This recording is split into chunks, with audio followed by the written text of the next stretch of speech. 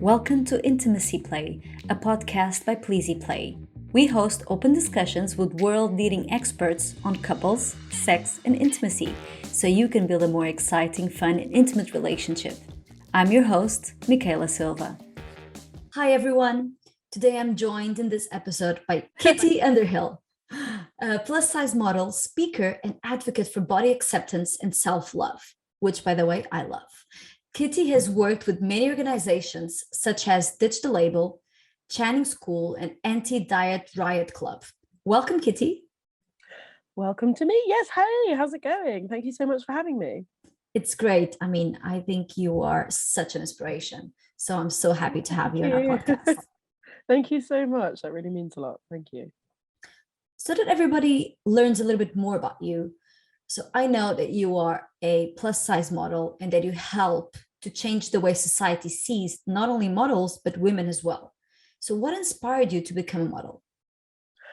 So it's an interesting story because I fell into modeling completely by mistake. So I was always an actor by trade, and I bumped into somebody in a club of all places, and he worked as a part of like a record label, and I followed them on Twitter, and they posted on Twitter saying, "Oh, we're looking for models for our next music video." And I was like, "Well, I'm not really a model, but I could use this for my show reel, see what happens, say yes to everything kind of vibe." So I go to the shoot, I have an incredible time, and then after the video shoot, they asked me whether I wanted to model their line of t-shirts. And I was kind of like looking behind my shoulder, like, "Are you sure you mean me? Like, are you sure? Like, you got the right person?" Um, so I went to the shoot and it was such fun. It was like I'd never done anything like that before. I kind of done bits and bobs when I was a kid, but it was kind of when I was very small and I wasn't really sure about what was going on. Whereas like as an adult, where at this point in time I was still kind of going through my body image issues, my self-worth issues, and I never thought somebody like me could be a model. So from there, it pretty much spiraled. Like I started getting more offers to do shoots, and I started to realize that the fact that I'd never seen anybody who looked like me growing up was not okay. And so many people walk through the world not seeing themselves represented in media, TV, and fashion, anything like that.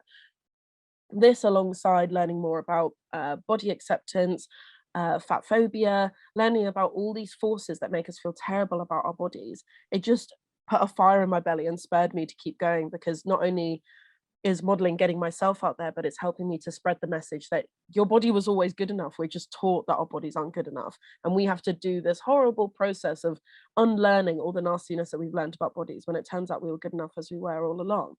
So, what inspired me, oddly, even though it came as a mistake, was how I could help change people's perceptions of themselves. Wow, that's such a deep story because it happened by mistake, but all of a sudden it became your mission, right? It's the best mistake ever. Yeah. Here I am. That's really good. Um, so you actually became an activist, not just a model, not just a person that does and talks about modeling about plus sizes, but you are, how do I say this? But you daily talk about this issue and you try to empower and help young women and older women as well to not have Yeah, I body like to images. refer to myself as an advocate as opposed to an activist, because I think, especially in the online space, I think it's quite people get given the label of activist when all they do is sometimes just post something on their story. Whereas I think activism really does mean doing more community action, really getting on the grounds and doing big work, not to negate the work that anybody does. But I think activism and advocacy take so many different forms. And if we call people activists kind of willy-nilly, um, excuse the term, I realize I'm on like a sexy podcast using the term willy-nilly, but anyway. uh, but like if we throw around the term activist and put it on people who don't necessarily label themselves as activists, it can sometimes, it's tricksy, it can set people up to fail. And it, especially in this kind of world of cancel culture, where it can be, people can feel like they make one mistake and that's it, it's over kind of thing. And don't get me wrong, if people continue to choose harm, they must be held accountable. But for those who are just trying to do their best and they slip up and then they're not given the opportunity to grow and learn, it creates quite a difficult, sticky space. So for me, I say advocacy because it's something I feel very passionately about. I talk loud about it. I do try and do kind of community work, and that's what kind of got me into coaching in the first place, is that I wanted to make a difference with people in person as well as online. So I mean, that's what advocacy is to me, and that's how I would say I kind of carry myself and do my work. Yes, makes sense.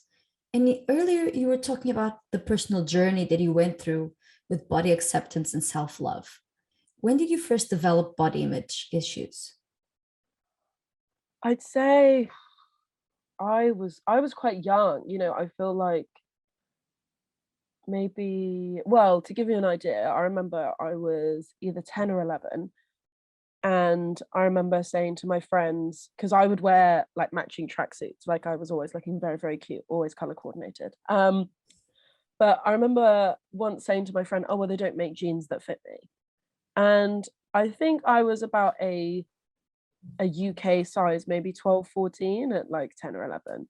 And for me to have that kind of transformation in my head of like, I'm this, like, jeans won't fit me, is like, I mean, there's a bigger conversation to be had about how lots of, clothing sizes are not accessible for a lot of people.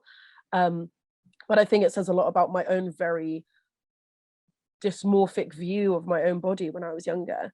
And I was always trying to diet. I was always trying to cut down the food I was eating, kind of from when I was, yeah, as soon as I kind of got to secondary school. It wasn't then helped by entering into a kind of semi-abusive situationship with somebody a couple of years older than me, who, I met him online.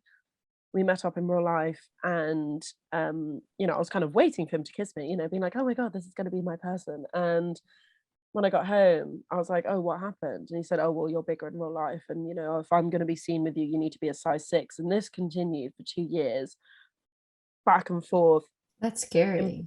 yeah, it was. I mean, in hindsight, it was scary, but at the time, what's interesting to me now is looking back on it, and at no point did I think he was being nasty to me. I thought he was telling me the truth. Like, of course, why would anyone love me if I'm not a size 6? Why would anybody love me if I'm not skinny?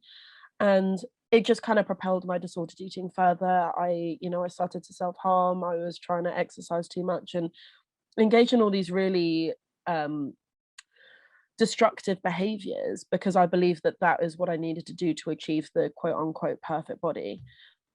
And it was only once I got to university and I started learning, as I said, about anti-fatness, fat phobia, which is the systemic hatred of fat people. And here was where I learnt that not only does everybody internalize fat phobia, everybody learns that fatness is not okay, and health looks a certain way, and all these very morphed ideas of what health and bodies and worth are. But also it does result in oppression. There's I think there's only one state in America where it is illegal to fire somebody for their size, whereas in the other 49 states it's legal. It's not just a matter of how we feel about ourselves, body image, and self esteem. It's also a matter of how these issues affect the wider world.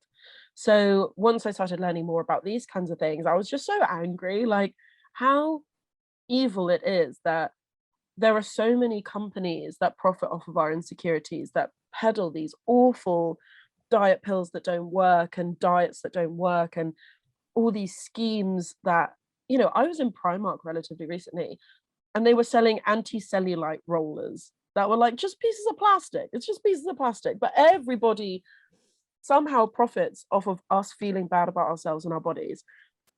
And I think that kind of anger, as it was, at the system just helped me to unpick and unpack all the things that I was learning about my own body as well. So thankfully, there are always going to be peaks and troughs in one's own body image journey and self-acceptance journey.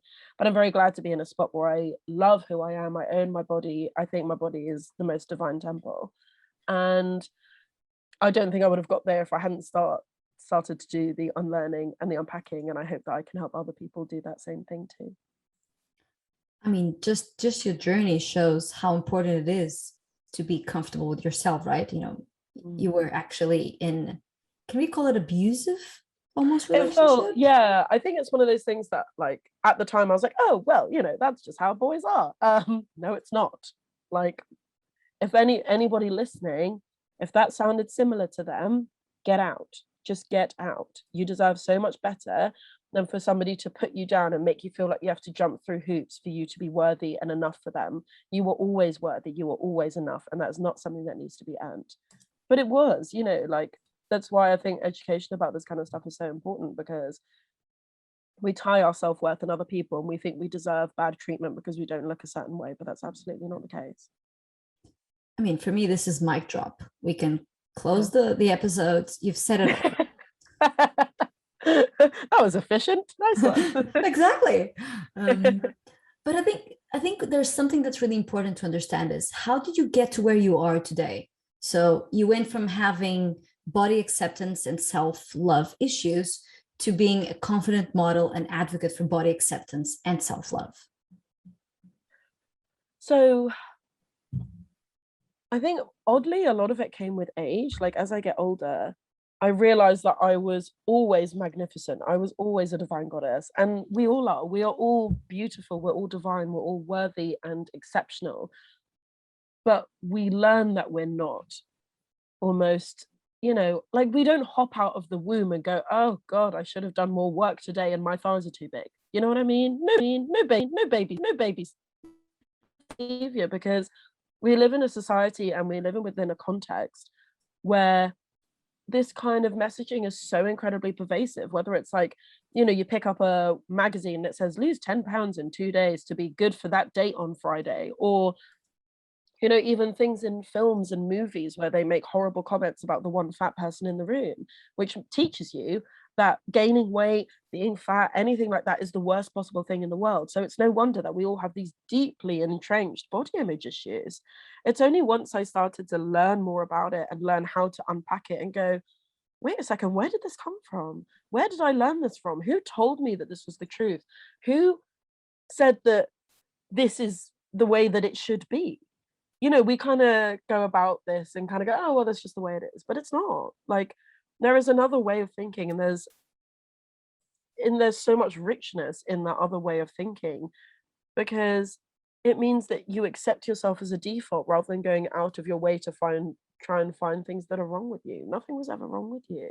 Nothing was ever wrong with your body. It's just, as I said before, there are so many companies and forces at play that benefit from you feeling small and benefit from you feeling bad. So they're going to keep doing it. As soon as you start challenging those systems and criticizing where all these thoughts come from, that is where the switch happens, and that's where the change happens. 100%. It's not just believing what somebody says just because. It's understanding that, why is it happening like that? Is it really true? And why is it? Absolutely. And like, where did that come from? What, and also there's a kind of conversation that I often have is when people say, oh, but this person said this about my body, or this person made this judgment about my body. And I just sort of say, yeah, but that says so much more about them than it does about you. When somebody makes a passing judgment about your body, that tells you everything you need to know about how that person feels about themselves and their body, not about you. They're just projecting, reflecting all that kind of nasty stuff that we've all learned. But some of us are just on different journeys than others. It doesn't excuse their behavior, but what it does say is, oh, you don't accept bodies yet. You think that some bodies are more worthy than others, right? But we take it, understandably, we take it so deeply personally, because, I mean, why don't we? We're taught that our bodies are what defines our worth. But so much of it, once we kind of realize that it's not actually about us when somebody judges us, it's more about them, there's a lot more power in that. You can gain a bit of agency and go, brush it off your shoulder. Yes. But at the same time, you cannot do that if you're not comfortable with yourself, because then you're going to believe what they're saying, right? Oh, for sure. Yeah. I mean, I'm speaking as somebody who, if anyone made me even mildly aware of my body, I just wanted to sink into myself. I felt such deep shame and disgust, and I thought I was the most repulsive being in the world. Like, and it wasn't until I started doing this like practice of trying to love myself, trying to unpack all this stuff, that I was able to deflect that kind of judgment. You know, I'm trying to think of an example recently, but like, now if anybody comments on my body, I kind of go, okay, I see what the internal workings of your brain, but that's not gonna affect me because I know my worth now. It's just a damn shame that we have to learn that we're worthy all along, you know, and that's what makes me angry, and that's why I do the work that I do. Because once you get to that point where you know your state level is good and is not, you know, doesn't need to do all this work to be enough, you're able to take those comments as nothing at all because you know in your deepest heart of hearts that you're good and you're just fine, you know? But do you ever still have difficult days? Yeah, I think, as I said earlier, you know, one's body acceptance journey is always going to have peaks and troughs. And I found, I was about to say isolation, that's not what I mean, lockdown really difficult actually, because here was me, you know, doing all this work around body acceptance and loving myself and everything. And all of a sudden, these kind of chatty, eating disordery type voices started coming back into my head like, oh, maybe you shouldn't eat anything that's bigger, that doesn't fit into this particular bowl in my kitchen. Um, are you sure you're allowed to eat that? Like all these kind of comments that I'd not really heard loudly enough, or not loudly enough, but I hadn't heard in that same kind of way for a very long time. And so here was me thinking that my healing journey was complete, but it was throwing in like a whole load of new obstacles that I really had to face head on. And it's a kind of blessing and a curse in a way, because during that time, yes, it was really difficult to not give in and go, oh my God, like I need to treat myself with kindness and, you know, ignore what's going on in my head. But at the same time, maybe I wouldn't have healed in the way that I had if that hadn't have happened to me. If I just kept going, kept, you know, because all of us were just, you know, cruising towards burnout, working all the time, going to meetings, being sociable, trying to balance all these things at once. And so when the entire world stopped, I think a lot of people had to be confronted with some demons that they weren't really ready to confront or didn't realize they needed to confront. So I'm lucky now that I feel like I've got past that, but I'm never going to say that's it, it's over. I mean, maybe it will be. That's fantastic. But one needs to be realistic because your life will throw so many obstacles at you. And that's why I always say to people to just be patient with yourself, because if you beat yourself up for taking a step back in your recovery journey, the only person who hurts in that is you. Like, treat yourself with the compassion and kindness that you would treat a friend, especially when it comes to recovery. 100%. I think you're giving so many interesting and direct advices for what people can do and should do. So thank you for that, because it's Oh, easy thank you. just to talk about in a more generalistic way. But you, Mm. because you had that experience, I think you really show what you can do to change it. Like you were saying, be patient with yourself and accept that sometimes it's not, or most of the times it's not like a linear journey. Exactly. Mm. But I want to talk a little bit about body image and self-confidence. So this is something that I actually don't know. What Mm. does the word fat mean? I mean, is it usually perceived in a bad way? Is it okay to call somebody fat, but not in a, and I'm not saying this in a bad way, but saying, that person is fat, has that person is skinny, or that person has brown hair? Yeah, well, this is the thing. Ultimately, fat is a descriptor. Like just in the way that skinny is, just in the way that tall is, just in the way that, you know, brown hair is. It's just society has given the word fat such a negative connotation that we have been taught that it's the worst thing in the world. You know, it's something that drives a lot of companies, like it attacks, you know, it targets people's fear of fatness so they can profit off of their insecurity. Fat is not a bad thing. It's just another way of having a body. And, you know, there are so many, you know, I would recommend anybody who's listening to seek out the work of fat activists, for example, Deshaun Harrison, Stephanie Yeboah, uh, so many fabulous people. I'll send you some more. No, just a couple off the top of my head, because they will say it in such a better way than I possibly could.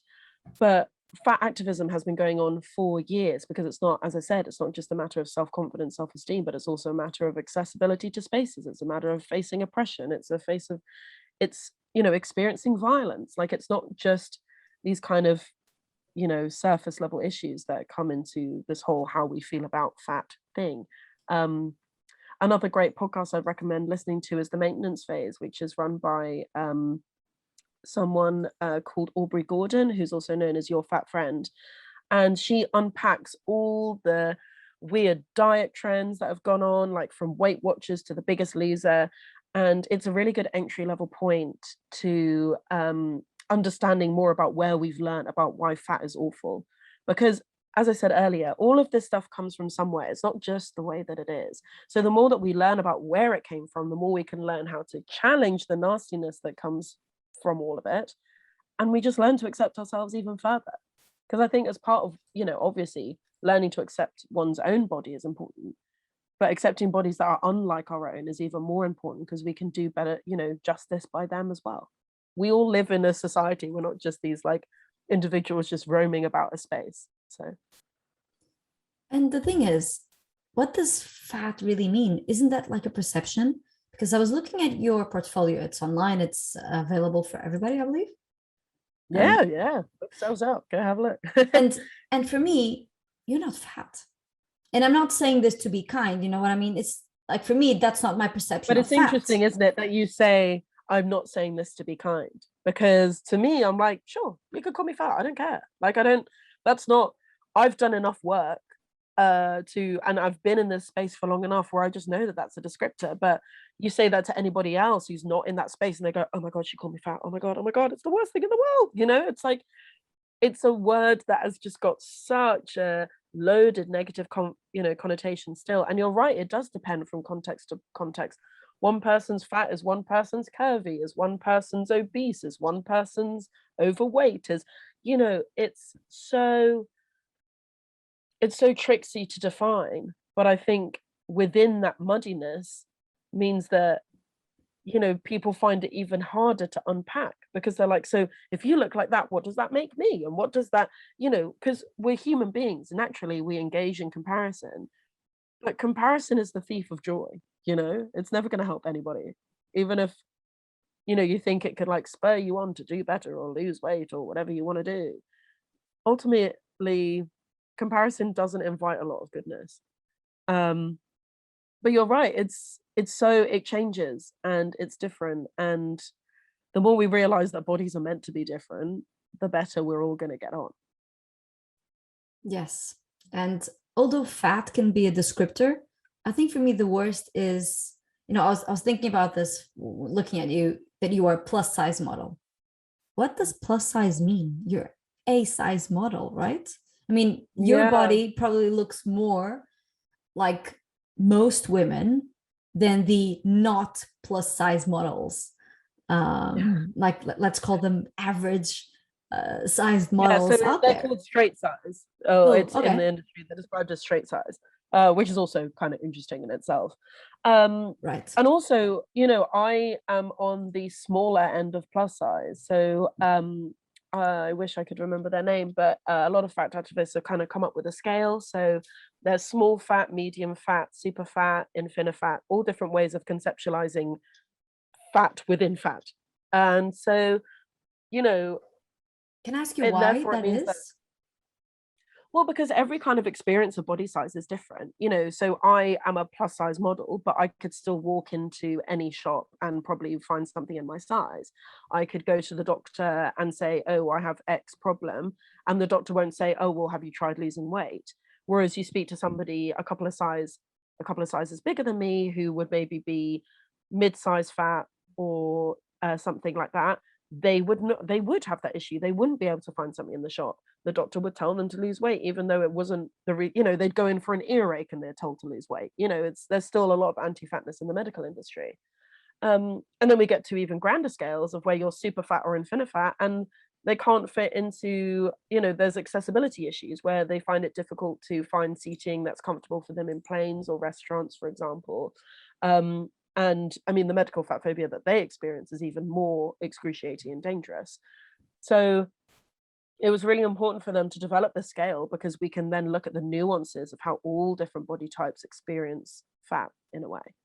And then also, the fashion industry is completely and utterly bizarre and like its own total separate universe to all of this lived experience stuff anyway. So, one person's, I'm not, some people say I'm a plus size model. I've kind of referred to myself in the past as an in-betweenie because, In between. if I were in between, I'm just in the middle, like if I love it. if I were to show up to a Chanel casting, they'd be like, oh my God, did you get lost? But then if I go to Shame on another, them. I mean, I know. But then, I'd go to maybe a plus size brand where they start from 18 plus and they'd be like, sorry, you're too small. So, I find myself kind of in the in-between area in quite a few ways. And I used to judge myself for it, and now I'm just relishing being in the in-between. I can be whatever I want to be, and there's a lot of privilege that comes with that. I am, I do occupy, as I said before, body privilege, general privilege. I'm white, I'm straight presenting, I'm able-bodied, I'm cisgender. The way that I experience this world is going to be very different for somebody, who's not like me. So that has to be taken into account when I talk about, my own experiences of existing in my body and also in the fashion industry. Yes, I like how you're tying a lot of different subjects, but they do tie in together. If you were all the fatter, stuff is so maybe black, queer, maybe you would have a more difficult life, I would say. Completely. And you just, I guess in these conversations about body acceptance is that they do become quite individualized, but ultimately every single body is political. Like the way that somebody walks through the world is going to be so different depending on their various intersections of their identity. And I think oftentimes when we talk about bodies and stuff, it does get very much watered down into everybody is beautiful. And it's like, okay, but like, why are we taught that some bodies are better than others in the first place? Why are we taught that some bodies are more worthy than others in the first place? Why are we taught that some bodies deserve safety more than others? There's so much more nuance here that we need to address and adjust to, rather than have these kind of blanket sayings that we can put on t-shirts that only go up to a size 16, which is what a lot of these campaigns do. I don't know if you've watched Squid Game on Netflix. Not yet. It's on my list. I feel like Okay. I'm the last person in the universe who has not watched Squid Game. Then you have to. I'm still missing 2 episodes, I think. But they touch on these points very well. Although it's a bit violent, yes, but lives are violent in general. It's very interesting how they showcase that it's not always the strongest that wins. And I haven't gone to the end, so I'm not giving any spoiler alerts. Yeah, you're gonna have to put that in the show notes, won't you? So, we talk about Squid Game. Sure. Skip 10 seconds. I don't know who wins. I don't know if anybody wins. I have no idea.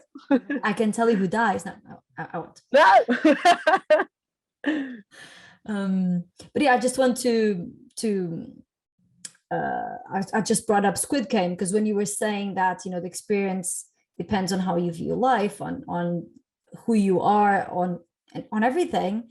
It's really a representation of society that Squid Game shows. You've got older people, you've got younger, you've got men, you've got women, and there are various scenes that show you that, sometimes the older people are rejected from a group because they're too old. Sometimes women are because they're too weak. And then when you go and see it, yeah, some women do die, some men do die, some older people do die, but some younger do as well. So did it really matter? Or is it just society playing a role in saying, this is the stereotype of who's going to be better at a game? Depends on the game. Well, this is it. Like we came up with these kinds of bizarre, racist, ableist, queerphobic, fatphobic rankings. Like again, it isn't just the way that it is. Somebody came up with that at some point down the line, and we decided some are better than others. But it just goes to show that that's never been the case and never was the case. No, I can share actually an experience that happened with me. So I was born and raised in Mozambique in Africa. Then I came to Portugal when I was in university studying, and I went back to Africa, but to Angola. And Angola and Mozambique are quite different. I was there for, I don't know, maybe 2 or 3 weeks, and I went out with some work colleagues, Angolans, and a woman went past us, fat woman, not very fat, but slightly fat. And they all looked at her. They're like, oh yeah, she's so sexy. And this is when it hits you. It's so different from society to society. I'm sure that here in Portugal, the comments would have been different from the majority of people. But then they were so happy with this, looking at this woman saying, oh, she's so sexy. And it really gave me joy to listen to that. Now, because that's it. Beauty's in the eye of the beholder, isn't it? We learn beauty standards, and somebody sat down one day and decided that this, whatever, whiteness, slimness, able-bodiedness, all these things are the pinnacle of beauty. But once we realize that like beauty is in everything and everyone, that's the most liberating thing. We don't have to fit into a tiny box to be beautiful. We always were. It's wild that we're taught differently. you know how some people ask if you have a type? I've been married for a very long time, over 10 years. So my type is my husband, but my my idea is, yeah, my type is being smart, having the same goals as I do. Why does it have to be physical? For sure. But it's interesting, isn't it? Because, our preferences don't always exist. I mean, they always, they don't exist. Wait, what am I trying to say? Let's try this again. Preferences don't exist in a vacuum. That's what I'm trying to say.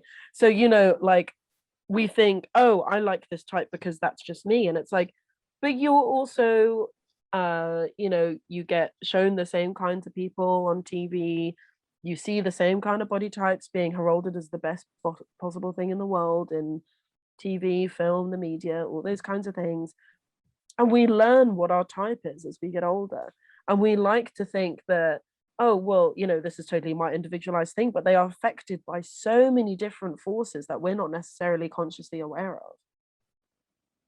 Talking about relationships, what advice do you have for people that struggle with body image and are trying to be in that dating world, to be in a relationship, being intimate, but they're not comfortable with their own body?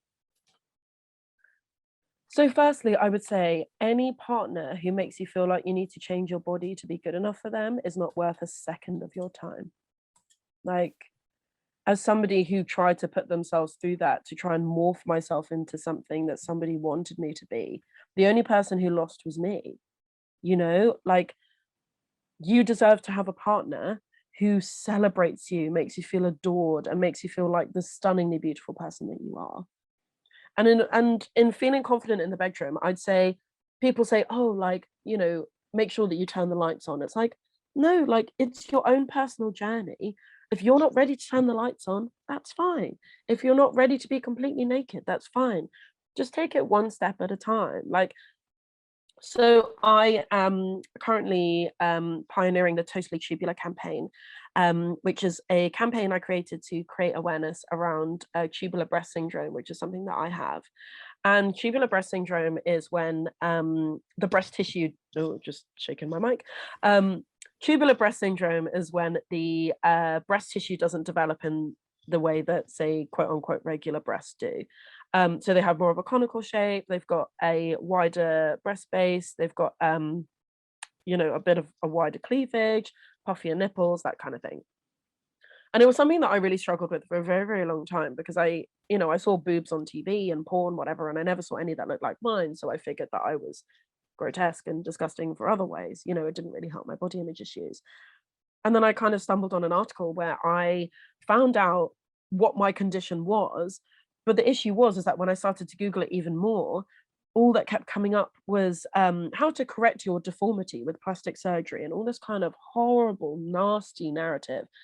So I'm really trying to change the narrative and show that, like, breasts come in all different shapes and sizes, and they're stunning, they're beautiful. Like, I say recently, I've been single for 6 months now, and it's the longest I've been single in my entire life, which is bananas.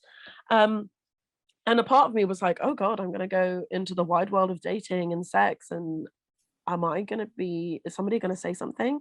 Let me tell you, never had a complaint. If anything, everybody loves them. But the reason why I bring this up is because a lot of people who have reached out to me, who also have tubular breast syndrome, kind of say, oh, I'm really nervous about taking my bra off. I don't really know what to do. Like, I'm scared. And what I always say to them is that you take it one step at a time. If you're not quite ready to, like, take your clothes off, maybe wear like a cute little bodice or a little corset or like lacy bralette. Like, that's totally allowed. And also, it's going to last 2 seconds anyway. You'll have it on and your partner will be like, oh my God, lose their mind and want to take it off. And that's how your partner should make you feel anyway. But I think what's also really important is like, I always recommend mirror work. So to get used to your naked body, you got to look at it.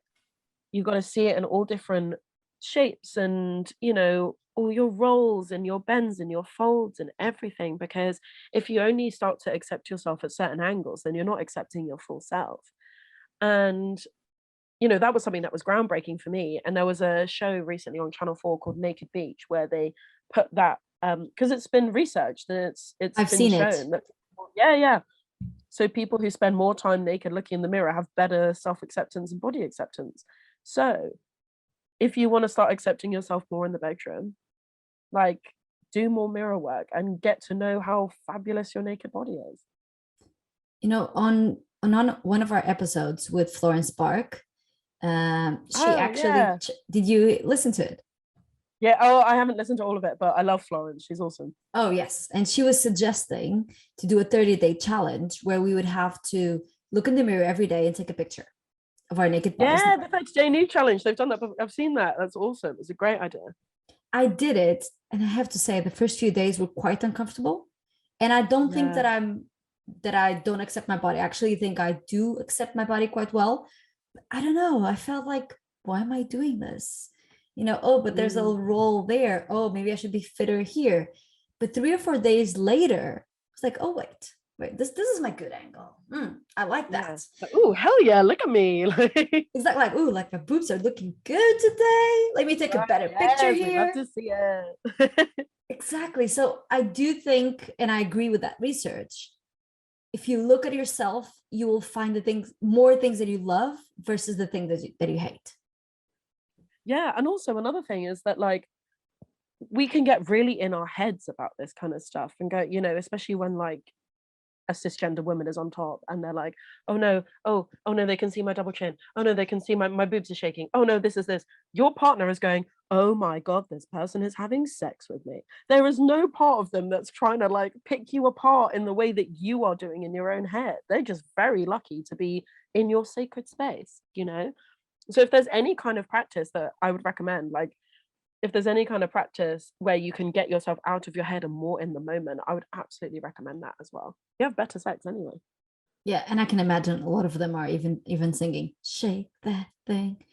Yeah, exactly. They're like, hell yeah.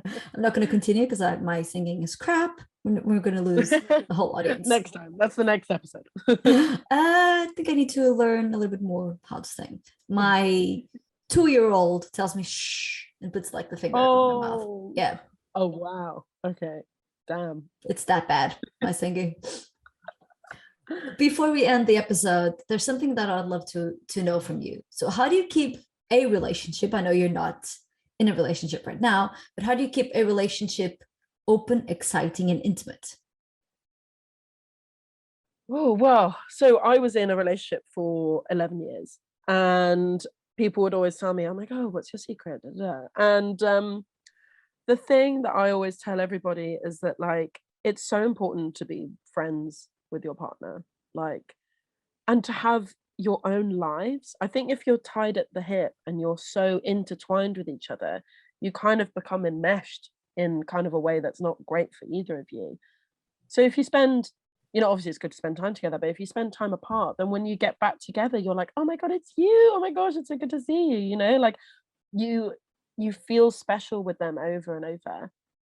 And I think what's also really important is having regular conversations where you check in and just kind of go, so how are we? Like, what's going on? I think we're very scared of having vulnerable conversations, but the person to have vulnerable conversations with is the love of your life, or your partner. And, that way you can practice having these non-judgmental conversations about, how can we do things together? How can we have better sex? How can we, trust each other more? Like, these are all okay questions to ask. We just get very scared of them.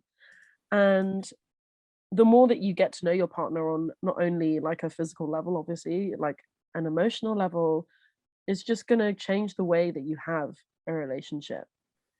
And make time, like do cute dates still. It doesn't matter how long, whether you've been together for 2 years or 20, like make that time and space for that person, make them feel special, celebrate them, because you are deserving of celebration. That's not too much to ask. Like that is actually the bare minimum to be celebrated. And if you can do anything in your power to, you know, tap into your partner's brain and just kind of go, how can I celebrate you in a way that you recognize? I think that's why I'm a big believer in love languages, because I would treat my ex in a certain way, in the way that I wanted to be treated for a long time, and be like, oh, well, I like this, so you should like this. And it was like, no, no, it's very different. You've got to learn your partner's idiosyncrasies and language so that you can love them to the best of your ability. And that will only come back to you. That's excellent advice. Where can everybody follow you for more advice and interesting content on body image and self-love? Sure. So you can follow me on Instagram at Kitty Underhill X. So that's my name with a kiss on the end. You can also follow me. That's the way I like to remember it. And then you can also follow me at. I just need to double check because it's a new profile. So you can follow my coaching profile at embodying.you. So embodying.u. So I'll soon be taking on doing workshops and doing one-to-one client work. So if that's anything that anybody is interested in who may be listening, hit me up. Oh, I'm sure a lot of people will be interested, how to be more comfortable with your body and yourself. Oh, yes. If I was in the UK, sign me in. Yeah, come on down. Well, this is the thing. Like, the way you feel about your body affects the way that you feel about yourself, and vice versa. Like, these things are so deeply intertwined. So, hey, come on down. We'll unpack it together, and I'll make sure that you feel gorgeous and fabulous by the time you leave. Is this valid for anybody? Yes, absolutely. Females, males? Anybody at all. Yeah, absolutely. It affects everybody. Non-binary. So. Oh, for sure. Excellent. Kitty, I've had a wonderful time. It's boosted my self-esteem for sure. Yay. Oh, thank you so much for having me. I'm so glad to hear that. See you next time, and please do follow Kitty if you would like to see more content on body love. On body love. Okay, that was weird. Yeah, hell yeah, body love. Let's go for it. Okay, for body love. Thank you guys. See you next time.